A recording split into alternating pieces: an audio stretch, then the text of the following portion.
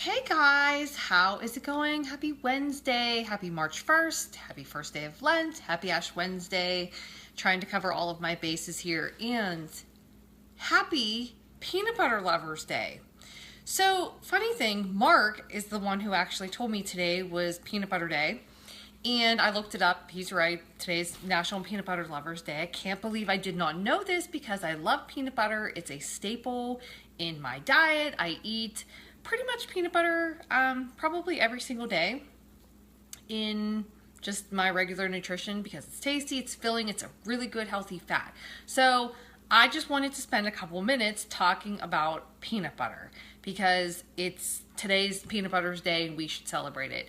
Now, I have a couple tips for you as far as peanut butter goes because one of the things that I learned when I first started eating clean was the difference between the different peanut butters out there. And I was fooled for many years by Skippy because I had historically been someone who bought reduced fat peanut butter thinking that it was healthier. And then I think I was buying the Skippy all natural peanut butter when in reality it wasn't exactly all natural. Once I started learning and educating myself on what clean eating was, I realized that the only ingredient you need to actually make peanut butter is peanuts. So that is my first tip. When you are shopping for peanut butter, don't be fooled by labels that say all natural, even organic. I mean, really, you just want to find something that just has the word peanuts in it. Okay, so this one I think we got, it's Kirkland, so that's probably Costco, right? So we got, this says dry roasted organic peanuts and sea salt. We need salt in our diet, so I'm not going to hate on this peanut butter for sea salt. But if I can find one that doesn't have salt, that's the one that I would pick. But I really do like to buy these in bulk because we go through it so much. I use it almost all the time in baking snacks that we have on hand. I use it almost daily in our shakes. Sophie loves peanut butter and jelly waffles and sandwiches. So peanut butter is a staple. You want to find something that is truly just peanuts. You don't want extra added oils. Peanuts have oils in them. So when you grind up peanuts, you get a layer of oil. So when you look and open up a jar of truly clean peanut butter versus regular peanut butter, you'll see that there's almost always a layer of oil on the top. Now let me tell you something. When I first opened up my own jar of like a clean peanut butter, I did not know what that oil was for and I dumped it down the drain. You know, you live and you learn. Like, no one was teaching me. I was kind of learning and teaching myself along the way. So first tip, don't dump the oil out. You need that. What you need to do is get yourself a butter knife and you need to invest a good 5 minutes stirring your peanut butter. I'm telling you, you got to get down deep into your peanut butter jar to get all the way down to the bottom to mix that oil in, because as you are eating it down, if you don't do that, the peanut butter on the bottom will tend to get dried out. So you really want to mix it up good. You could even mix it up again halfway through. I don't usually do that, but if you really want to, that's something that you need to pay attention to. So peanuts is your only ingredient. Don't dump the oil out. Mix it with a butter knife up. It takes about 5 minutes. I mean, you really got to mix it. I'm serious. You got to invest in your peanut butter. And the more you invest, the better your experience with it will be. So that's my tip on peanut butter. I also enjoy, oh my God, I'm almost out of this. Jeez. Coconut peanut butter. So I would say that this is like a treat. You know, it's not something that I eat every day, but it's so amazing. I love throwing it in my shakes sometimes as a special treat. You know, we can throw it in our snacks and things like that, but I don't eat it all the time because it has a couple extra ingredients, you know, like the good old natural flavor.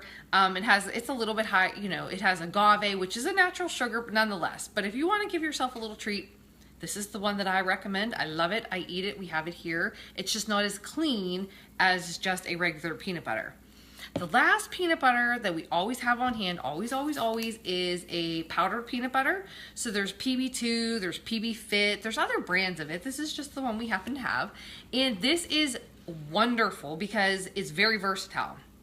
You can actually mix this with water and make a creamy, like regular, pasty peanut butter if you want. But we use it in our shakes when we're on the go. So I can throw a scoop of this, in my shaker cup, and I can take it on the road with me And, you know, later on, if I want a chocolate peanut butter shake, I can have that, or a vanilla peanut butter shake, or whatever I want. We use this when we are traveling.